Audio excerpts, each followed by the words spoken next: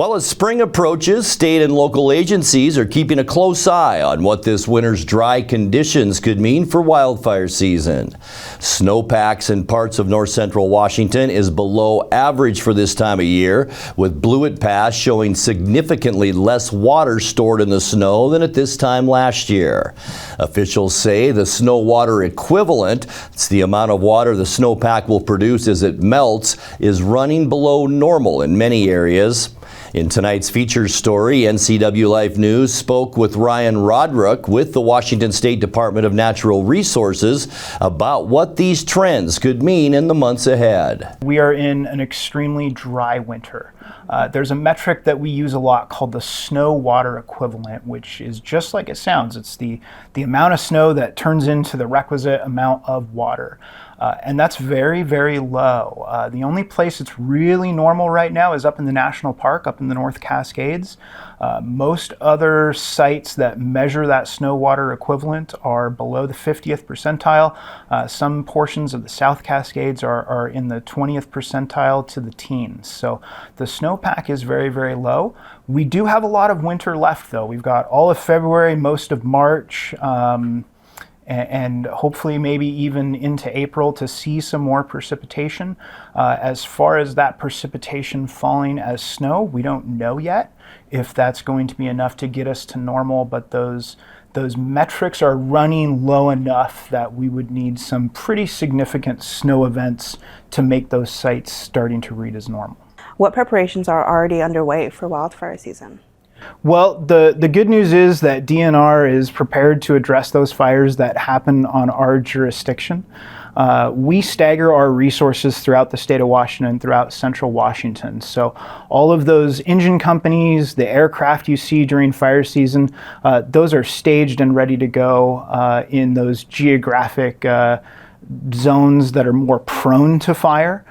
So our Chelan unit covers Chelan and Douglas County with engines, personnels, and hand crews. Work centers there in Leavenworth as well. We also stagger aircraft around the region. So you'll see our aircraft staged obviously up at Pangborn. There are aircraft that are staged down in Yakima as well. And we also frequently use Moses Lake for those heavy air tankers for the big red fire retardant that you see on the hillsides.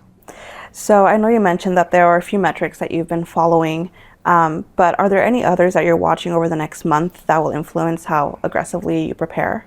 What we'll need to see is what those precipitation events look like in the spring. Mostly how much of that rainfall that we get in those spring rains and how those fire fuels hang on to that moisture. That'll really give us a better determination on when fire season is going to start, potentially its severity, and then how long it's going to last for. And it's all really a matter of what those what happens with that snowpack, what those spring rains do, and how much moisture those fuels are able to hold on to long term. That'll give us a better idea as to, what fire season we can expect and when we can expect it to start.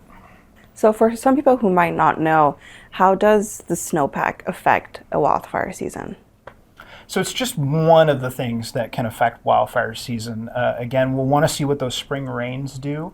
But snowpack, the more snow we get in the mountains, obviously, the more moisture that those fuels up in the mountains can hold on to, and the more moisture is then able to present itself downstream as runoff and feed the fuels downstream. So that's one metric in addition to that spring rainfall we'll be looking at, and then again what that fuel composition looks like, just how dry the sagebrush gets and how fast it gets to that point. Talking more about central Washington, I know that the whole state suffered flooding in December, but a lot of the snowpack that we had melted during that time. Can you talk about how that kind of affects on top of the dry winter that we're already experiencing?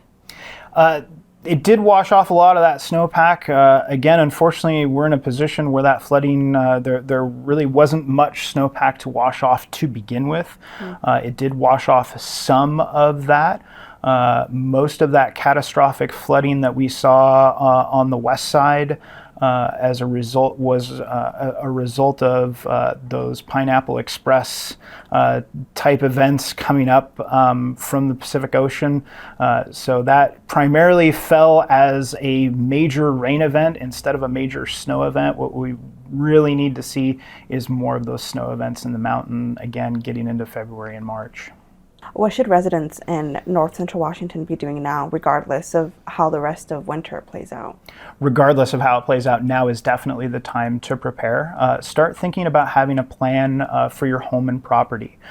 It's really important both for us as the folks that are going to respond to that wildfire, but also for the safety of your community, to make sure that you're hardening your home if you live in one of those high wildfire impact zones or live on the wildland urban interface.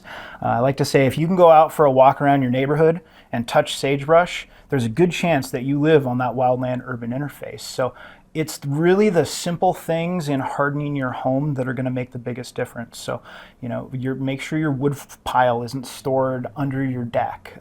Go around now and get some of those pine needles cleared out from your eaves. If you don't have soffit protectors on your roof, on your eaves, get soffit protectors.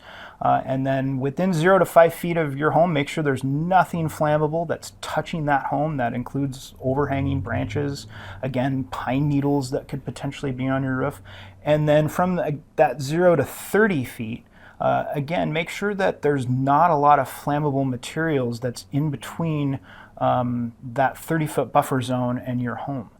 Not only does this harden your home if that flame front were to move through, but also it allows crews to get in there and do much quicker structure protection work should the need arise.